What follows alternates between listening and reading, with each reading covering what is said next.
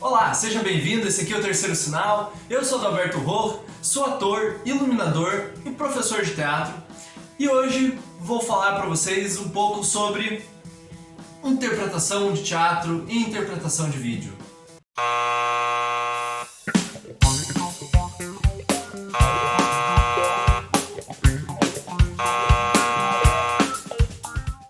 Primeiramente, pra gente lembrar, o teatro é uma arte antiga que sempre teve uma relação bem forte com a massa e com, com o povão, assim, e com a questão da presença, porque o teatro sempre, via de regra, assim, tem a questão da presença, de os atores estarem ali no palco e a plateia tá ali prestando atenção. E, por exemplo, desde os primórdios, assim, são espetáculos onde você não tinha como ficar gravando e depois a pessoa ver, o que estava no texto, a pessoa só ia ver lá no palco. Então, às vezes até tem espetáculos onde não tem um texto prévio para a pessoa ler, só improviso ali. Então, o palco, a presença, tem muita ligação e tem essa coisa muito da massa, de falar com o povão e tal. Então, isso é um primeiro ponto para a gente entender que isso já vai ligar a gente com muitas outras informações dentro da interpretação para teatro. E para todo mundo que é ator, principalmente, vale a pena pensar nisso, porque às vezes a pessoa, nossa, eu vou fazer teatro e eu já vou direto para TV, eu já vou direto para fazer cinema. Tipo, uma coisa é uma coisa, outra coisa é outra coisa. Tem até um vídeo que eu fiz sobre a diferença dessas três linguagens aqui e vale a pena você entender que, apesar das coisas serem diferentes, nada impede de depois você trabalhar com isso, mas é bom entender que na interpretação do teatro, por exemplo, ela é maior. A interpretação para o teatro ela é maior no sentido de expansão, o público está a 2 metros de você, então para você mostrar que você está dando tchau para alguém que está lá atrás, não adianta você fazer assim. Isso aqui vai passar outra informação, sei lá, você erguer a mão aqui assim.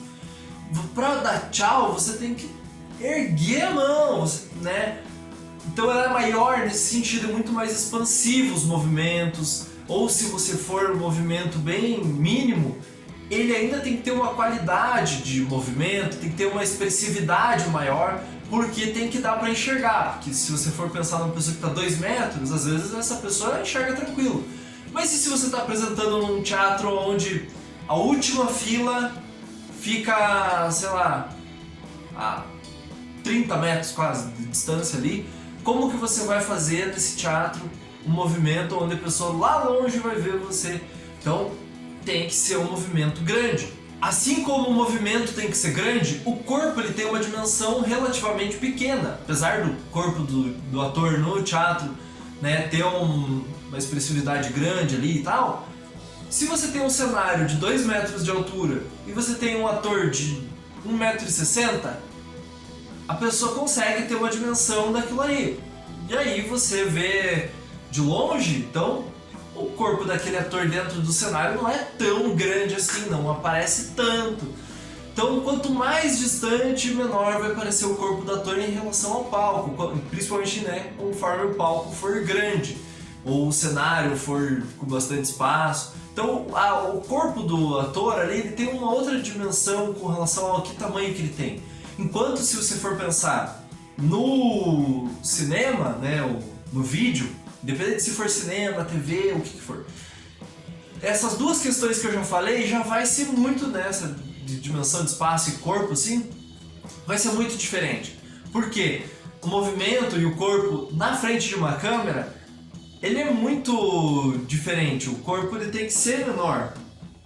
O movimento ele tem que ser menor. Porque se eu ergo o braço aqui, provavelmente você já nem tá vendo direito a ponta do meu dedo, nem nada assim. Então não importa o que eu fizer ali com a ponta do meu dedo. Então, no teatro já não.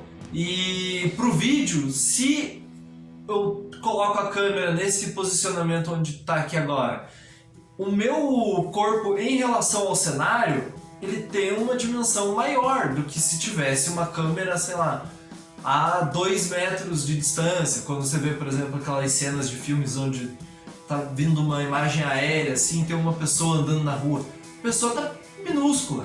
Então, o vídeo ele tem um outro potencial com relação ao tamanho do corpo do ator. Você pode, às vezes, ter uma distância e aí a interpretação do ator não vai ser exatamente igual ao teatro, porque você pode também, assim como pode estar distante, você pode estar distante porque nesse momento vai ser 5 segundos da imagem distante, daqui a pouco você vai estar perto do ator e ele já aumentou de dimensão em relação à tela. Uma coisa diferencial assim da atuação do cinema, do vídeo, enfim, pro teatro no teatro você tem o ator como uma pessoa que conduz a obra, que conduz os acontecimentos, que vai levar. Ah, mas tem o texto. Sim, só que o texto só vai adiante se o ator levar adiante. O texto só vai andar do jeito que é pra andar se o ator decorou o texto e falou aquele texto daquele jeito. Tem, acho que é a série da maravilhosa senhora Maisel lá, no Prime, que tem lá um momento de uma atriz que vai estar no espetáculo e tal, aí de repente ela para. E aí todo mundo fica numa tensão porque se a atriz não fala o texto dela, não tem mais a peça acabou, ou a peça vai virar outra peça. Então todo mundo tá esperando que saia um texto de um jeito. Aí ela não fala, alguém tenta dar uma deixa pra ela, uma dica. Porque pro texto sair do jeito que é pra sair, os atores têm que levar isso a acontecer. Agora no cinema não. No cinema não é o ator que vai levar, porque o ator ele vai fazer conforme o que vai aparecer, ou né, no vídeo em geral, conforme o que vai aparecer na tela. Se o ator estivesse debulhando em lágrimas, mas por algum motivo a câmera pifou e não tá aparecendo mais nada, não importa, o ator não vai levar a história adiante porque ele tá se debulhando em lágrimas. Se você tá gravando uma novela e a cena vai mostrar a pessoa se debulhando em lágrimas, daqui a pouco vai filmar uma rosa que tá no chão, por mais que o cara esteja se debulhando em lágrimas, a ação dele não vai ser tão importante quanto a imagem da rosa. Porque pode ser que o diretor invente, ou né, alguém do som lá, invente de cortar o áudio do ator chorando. E aí, a atuação dele tem uma importância, tem um lugar, mas ela não é o que vai movimentar sozinha ali, né? Digamos assim, no teatro, se você está fazendo uma peça na rua e tinha que ter um microfone, sei lá, e acabou a energia do microfone, da caixa, das coisas, tudo, o ator consegue na voz ali tomar conta e carregar a peça do jeito dele. Agora no vídeo você depende de outras circunstâncias para que a atuação também vá para frente, para que essa atuação seja boa. Então, digamos que assim, a interpretação do teatro para o cinema em relação também a esse conduzir a história também tem essa diferença, onde no teatro o ator ele tem muito mais força nesse lugar aí de carregar a peça, de dar mais força para a peça ali de repente, do que no cinema. Mas, por outro lado, no cinema tem muitas coisas que podem potencializar a atuação do ator aí. Pode ser que o ator nem esteja fazendo um negócio tão grande, mas como botar uma luz e uma música no fundo ali, cara, fica um negócio de chorar. Entendem? Como tudo pode potencializar. E claro, no teatro também pode ter uma música, alguma coisa que vale, mas o ator tem que ser um negócio fundamental para que aconteça no teatro, assim como também no cinema. Se o ator for muito fraco demais, assim também fica difícil de salvar. Mas, via de regra, o ator no teatro ele tem muito mais força de aparecer e de carregar a peça do que no vídeo. No vídeo, no geral, o ator ele tá ali, potencializa, mas ele não vai ser o fator predominante em tudo, não é o centro das atenções que vai carregar tudo. Então, o ator, digamos que ele tem que estar jogando com questões técnicas junto, ele tem que estar aberto e super conectado com outras questões mais técnicas que acontecem, inclusive de pós-produção muitas vezes, de depois, sei lá, semanas, meses depois que foi gravada aquela cena. E também tem uma coisa que no teatro tem uma continuidade dos acontecimentos, ou, por exemplo, você ensaiou, né, a pessoa vai lá e ensaia meses Aí vai ter o espetáculo. O espetáculo ele vai acontecer, vai ser 2 horas, ou 1 hora, mas é 1 hora seguida da coisa acontecendo. O ator entra, sai de cena, tá um clima ali.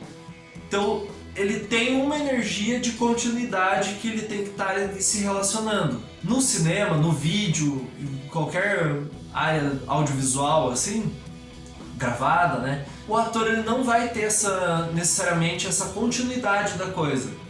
Pode ser que numa novela, se é uma novela que já está fechado o enredo todo, eles têm o roteiro da novela inteira já na mão.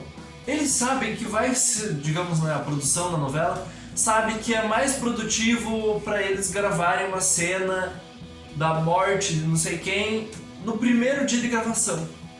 Aí às vezes a última cena da novela inteira o cara grava no primeiro dia. Então o cara não teve essa continuidade toda do ensaios, e aí depois dias e dias vivendo uma história de amor com a fulana pra daí depois ele ver a fulana morrer. Ele tem que trazer tudo isso, toda essa carga dramática, toda essa relação que ainda vai acontecer no corpo dele ali, na cabeça dele e tudo mais. Ele tem que trazer no primeiro dia de gravação. E o vídeo vai dar conta de mostrar que aquele ator, aquela personagem ali tá passando por um negócio depois de tanto tempo de história. Então o ator no vídeo ele tem essa coisa, a interpretação ela não pode estar ligada a uma necessidade de continuidade. Não tanto assim, pelo menos, não a uma necessidade de você, nossa, tem que ter ensaiado, tem que ter vivido, tem que ter uma ordem cronológica para ter gravado tudo. Porque às vezes é uma questão de produção, de dinheiro, de outras coisas que vão fazer a pessoa gravar isso em outra ordem. E a pessoa ali, enquanto ator, ela vai exercitar um outro tipo de habilidade, de você recuperar toda essa interpretação em momentos diferentes, né? Enquanto, sei lá, se fosse numa peça, você ia ter uma cena lá no final, uma hora de peça, lá no finalzinho, e aí às vezes no ensaio você pega só essa cena ali, é uma coisa, né? Mas agora imagine você pegar isso, toda uma história acontecendo, sendo que é no final de uma história maior, né? Tem outras coisas também sobre a relação do ator, da atuação, da interpretação no teatro e no vídeo. A voz no teatro tem que ser impostada, a pessoa tem que alcançar, né? Quantas vezes a gente no teatro já não fala? Imagina que você está falando para a pessoa lá na última cadeira. Você vai jogar a voz para ecoar durante o teatro inteiro, lá do palco. Ela vai ser uma voz projetada, essa voz ela vai se projetar da sua, né? Você vai jogar pelo seu diafragma ali, passou pela sua boca, e a voz quicou em tudo, que foi lá na velhinha surda da última cadeira, né? Quantas vezes a gente não fala isso? Então, se você tá na rua, então o ator tem que falar de um jeito que todo mundo escute ele, em todos os cantos, tanto, né, todas as áreas de vídeo. Não precisa disso. A pessoa não tem por que gritar. Às vezes, assim, o gritar da pessoa ainda assim não precisa ser tão alto. Por quê? Porque a pessoa tem um microfone, capaz, logo em cima da onde está o enquadramento, normalmente vai ter um microfone que vai pegar a imagem. Vai pegar o som. Se é uma circunstância que a pessoa está muito longe da câmera, está num ambiente muito aberto, às vezes aí vai valer a pena projetar a voz, alguma coisa ou outra. Mas ainda assim podem ter recursos como a pessoa gravar depois em estúdio o áudio, ou a pessoa andar com o microfone de lapela, com um gravadorzinho, e ali ser captado o som. Então tem outras possibilidades e a pessoa daí não precisa projetar tanto a voz.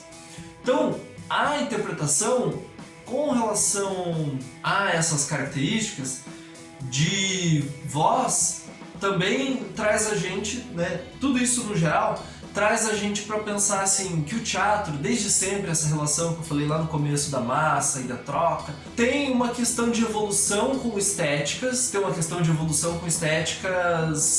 de diversas formas, de experimentar uma hora.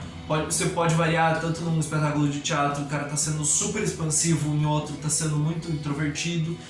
Você tem outras possibilidades assim de expansão ou não, de movimentos grandes ou não, mas você tem essa liberdade de movimentos grandes no geral. E o cinema, via de regra, como ele partiu lá da interpretação do teatro realista, naturalista. Então, quando você vai para frente de uma câmera, né, tanto cinema, TV, você vai ter uma interpretação muito mais minimalista, ou pelo menos assim um negócio de um realismo, você não pode, não vai, como eu falei, né, não vai se movimentar muito, né, com muitos movimentos, muito grande, muito rápido, ou muito forte às vezes, porque para a câmera qualquer movimento que você faz, por mais pequeno que seja, é muita coisa. A voz sua tem uma diferença, né? Então vai ser realista também. Você não precisa falar muito impostado, muito forte, muito caricato. E aí você tem essas relações assim que normalmente no cinema, no vídeo, vai ser mais para esse lugar comum, assim. Poucas situações você vai escapar, vai ir para uma coisa mais teatral, mais dramática.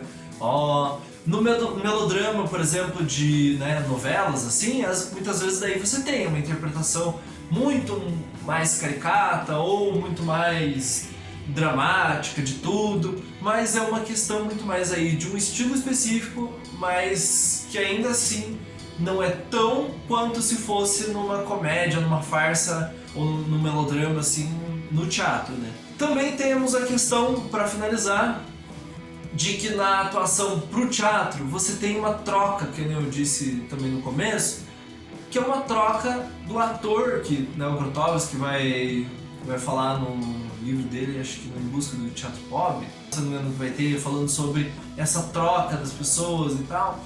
E também é interessante de pesquisarem, assim, de lerem, um texto do Walter Benjamin, que é a obra de arte na era da reprodutibilidade, isso? Reprodutibilidade técnica. Então, que vai também questionar isso, que a atuação do teatro, você tem uma troca. Se o cara tá fazendo stand-up, por exemplo, ele contou a piada, o outro ri, ou ele contou a piada, o outro não ri, isso vai gerar uma troca, tanto numa circunstância quanto em outra.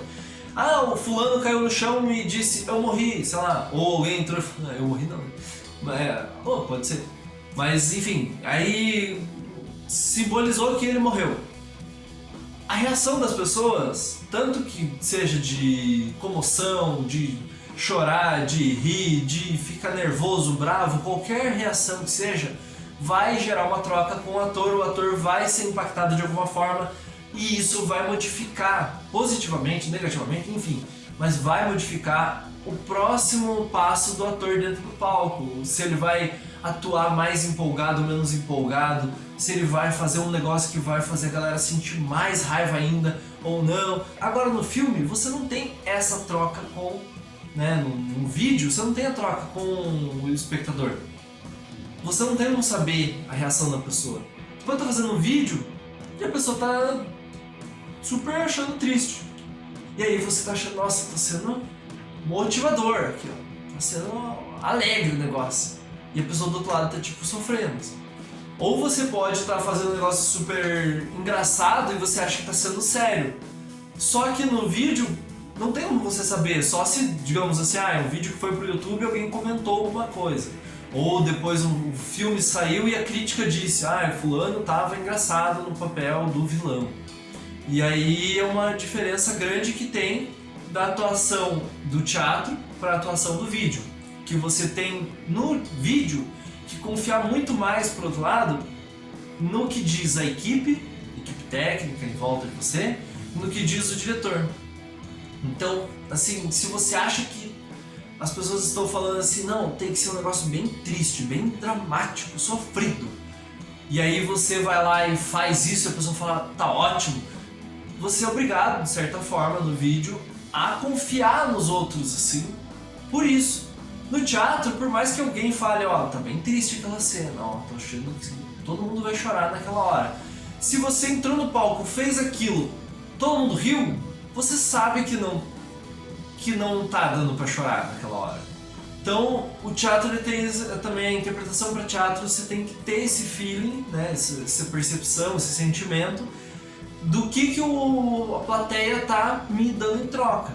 Às vezes também, né, quem apresenta mais vezes em teatro, conforme a experiência que você vai pegando, você vai percebendo que conforme a plateia, às vezes muda um pouco a reação, dependendo da plateia, se é uma plateia que está muito aberta, se é uma plateia que está muito acostumada com aquele tipo de história, muda um pouco a reação. Quem já apresentou teatro para crianças, por exemplo, sabe que às vezes você faz uma mesma coisa que era para ser engraçado ali, um grupo de crianças de uma classe específica ou de uma idade, né, ri, e outro grupo em outra plateia não ri. Então, às vezes acontece. Aí, às vezes é porque também o perfil do público, ou às vezes é o dia, mas se, sei lá, em 10 apresentações, às 10, todo mundo riu num negócio que era pra chorar, você, né, tem a noção que tá diferente, tá? Não tá no que você queria fazer. Enfim, a maior diferença da interpretação para teatro e para vídeo são essas que eu falei, né? A maior não, as maiores diferenças são essas. Se você quer trabalhar tanto com um quanto com o outro, é legal ter essa consciência e ter essa noção de até em que medida eu tenho que ir para um lado, até em que medida eu posso ir para outro, como me relacionar com essas coisas. E se você quer, nesse momento agora, como a gente está, né, vivendo aí, fazer um teatro através de câmera, na internet aí, você, né, vale a pena pensar aí, você se questionar sobre o quanto que vai dosar de cada coisa, porque vai ser uma interpretação de certa forma para o vídeo, mas vai ser teatral, então tem que ter um equilíbrio entre as duas coisas, uma mescla das duas informações aí. Então vai ser uma peça mais vídeo, né? Então a interpretação vai ser uma questão também para se pensar e para se olhar. Comentem aqui se gostaram desse vídeo, do que vocês mais gostaram, do que não. Se inscreve no canal se não está inscrito, ativa a notificação para saber quando tiver algum outro vídeo com dica, com opiniões e com, né, enfim, qualquer outra informação sobre atuação. Indique esse vídeo para as outras pessoas, compartilha aí no Zap para todo mundo. Até o próximo vídeo do Terceiro Sinal.